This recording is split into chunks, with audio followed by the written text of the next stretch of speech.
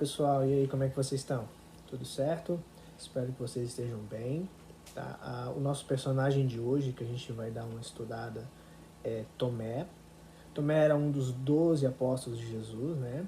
E eu tenho certeza que quando a gente ouve o nome Tomé, a primeira palavra que vem na nossa mente é a palavra incredulidade, né? Aquele que não crê, aquele que duvida, certo? A vida de Tomé ficou muito associada a essa palavra, mas será que era isso mesmo? Vamos dar uma olhada? O nosso texto base está em João, no capítulo 20, a partir do versículo 24, e alguns versículos que eu vou ler para vocês, tá? Ora, Tomé, um dos 12, chamado Dídimo, não estava com eles quando veio Jesus. Só um parênteses aqui, né? O Tomé era conhecido como Dídimo. Dídimo era um nome que Tomé tinha em grego, né? Era a tradução do nome dele para grego. E o significado desse nome era gêmeo. Talvez Tomé tivesse um irmão gêmeo, isso a gente não sabe, a Bíblia não fala, né? Mas o nome dele indica isso. Talvez ele tivesse um irmão gêmeo. Só um parênteses aqui, tá? Continuando a nossa leitura. Disseram-lhe, pois, os outros discípulos: Vimos o Senhor. Mas ele disse-lhes: Se eu não vir o sinal dos cravos em suas mãos, e não puser o dedo no lugar dos cravos, e não puser a minha mão no seu lado, de maneira nenhuma crerei. E 8 dias depois, estavam outra vez os seus discípulos dentro, e com eles Tomé. Chegou Jesus, estando as portas fechadas, e apresentou-se no meio, e disse: Paz seja convosco. Depois disso a Tomé,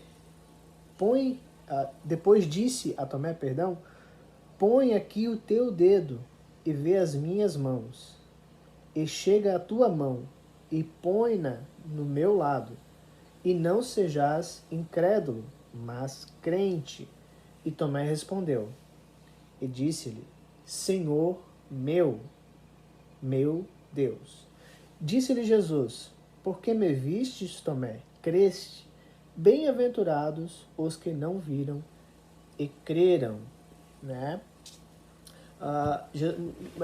Tomé ficou muito associado a essa palavra incredulidade por causa dessa passagem, certo?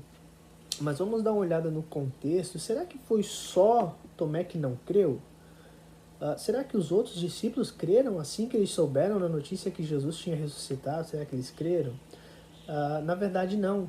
Na verdade, quando as mulheres, né, as Marias, foram lá no túmulo de Jesus para levar os perfumes para quando a pessoa tinha morrido, né, para dar um unguento na pessoa morta, elas encontraram lá o sepulcro aberto. E a gente sabe essa história, né? E elas voltaram correndo, dizendo para os discípulos, que lá em Mateus 28, que Jesus tinha ressuscitado, né? E muitos deles não creram. Alguns creram e muitos deles não creram, certo? E aí quando Jesus aparece novamente para eles, quando Jesus aparece pela primeira vez para eles, que eles estão reunidos, Tomé não está lá. Tomé não está junto. E Jesus então aparece e aqueles discípulos creem, porque veem a Jesus, certo? Mas entendo que o contexto em que isso se dá é o contexto de profunda tristeza. Jesus tinha morrido, certo? Tomé tinha o seu mestre, aquele a quem ele seguia, a quem ele admirava, tinha morrido, sabe? Ele tinha deixado toda a vida dele para trás para seguir a Jesus, seguir aquela pessoa, aquele homem, e agora tudo aquilo que ele tinha deixado para trás, renunciado, tinha acabado, porque o seu mestre tinha morrido. Lembrem que não foi só Tomé que teve alguma coisa que fez algo, que teve um ato que, digamos, não seria legal, né? Lembrem-se de Pedro.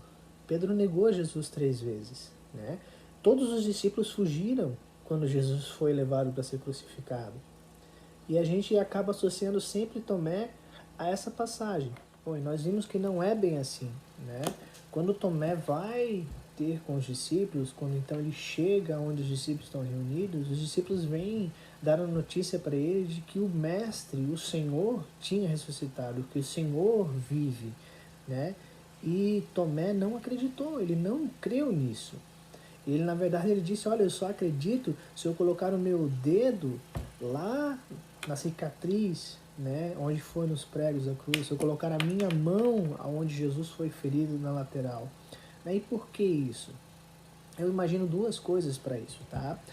Primeiro, Jesus ensinou um pouco antes em Mateus ali, no capítulo 24, Jesus está explicando sobre as coisas que hão de vir, e no capítulo 24 e no versículo 23, diz assim, ó, então, se alguém vos disser, eis que o Cristo está aqui ou ali, não lhe deis crédito, porque surgirão falsos cristos e falsos profetas, e farão tão grandes sinais e prodígios que, se possível fora, enganariam até os escolhidos. Isso aqui Jesus está ensinando para eles, para os discípulos, antes de morrer, né? E eu penso que Tomé, ele teve essa lembrança do que Jesus tinha ensinado, isso tinha ficado no coração dele. Quando os discípulos dizem, olha, o Senhor ressuscitou, o Senhor está aqui, talvez ele tenha sido prudente. Ele disse, opa, eu só vou acreditar se eu colocar as minhas mãos lá. Né? As minhas dúvidas, o meu ceticismo faz com que eu queira tocar, que eu queira saber. E aí a gente entra, né, no porquê do nome dele, que eu enfatizei no começo, que ele não queria um substituto. Não era comum, era comum naquela época, na verdade, as pessoas morrerem de crucificação, né? Então era comum ter as marcas nas mãos, mas não era comum ter a marca na lateral. E ele sabia que Jesus tinha essa marca, né? Que Jesus foi ferido pelo soldado. Então ele queria pôr a mão ali para ter certeza que não era algo similar, que não era algo parecido, né?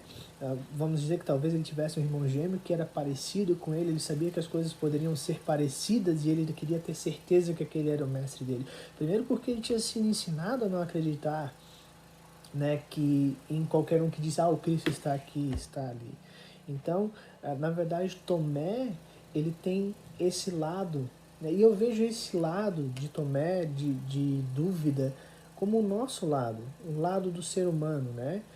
A gente tem várias dúvidas, a gente tem várias incredulidades na nossa vida. Por exemplo, quando a gente vai no mercado, a gente tem que ver as coisas, a gente põe a mão, a gente quer pegar na mão. As nossas mãos, elas são meio que a extensão dos nossos olhos, a gente tem que tocar para acreditar naquilo, sabe?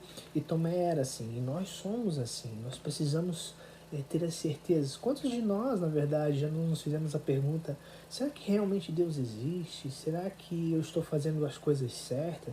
Será que essa atitude que eu tomei, ela está na direção de Deus? Será que Deus falou comigo? Né? A gente duvida, a gente tem essas dúvidas. Mas aí entra uma coisa que é uma coisa muito interessante, porque depois que passaram-se 8 dias, né, Jesus espera eles estarem reunidos de novo, e dessa vez Tomé está junto, então Jesus volta a aparecer para eles, sabe? Essa é uma coisa incrível. Jesus ele volta para dar a Tomé a oportunidade de sanar as suas dúvidas. Ele volta para que Tomé possa tocá-lo. A Bíblia não diz se Tomé tocou ou não, mas a gente entende que deve ter tocado, né? Mas mesmo que não tenha tocado, o fato dele ver Jesus, né, de Jesus dar a oportunidade para ele sanar as dúvidas dele, faz com que ele acredite novamente em Jesus, que a sua fé, a sua crença seja restaurada. Então ele olha agora para Jesus e o que ele fala? Senhor meu, meu Deus. Ele reconhece naquele exato momento que Jesus é o seu Deus. Isso é incrível da parte de Jesus. Jesus está sempre pronto para nos dar a oportunidade de nós sanarmos as nossas dúvidas. Claro, é muito comum a gente termos dúvidas acerca das coisas que nos cercam, se estamos fazendo as coisas na vontade de Deus, mas nós entende que nós precisamos chegarmos a Jesus. E Tomé fez isso de uma maneira excelente. Ele queria tocar em Jesus, ele queria crer, sabe? Ele tinha uma vontade de crer, de que a sua fé ela fosse restaurada. E Jesus proporcionou isso. E Jesus proporciona isso para nós. E Ele nos proporciona isso hoje. Que as nossas dúvidas nós possamos dobrar os nossos joelhos no nosso quarto e quando levantarmos a Deus a oração, colocarmos as nossas dúvidas ao Senhor, que Ele vai nos dar essa oportunidade. Ele vai falar conosco. Ele vai vir. Veja que depois de um certo tempo Jesus vem especialmente para que Tomé pudesse sanar as suas dúvidas. E esse é Jesus, ele está sempre disposto a isso. Basta com que a gente persiga isso, que a gente procure ele, né? A gente tem alguns exemplos disso na Bíblia, né? A gente sabe de Judas, que traiu Jesus.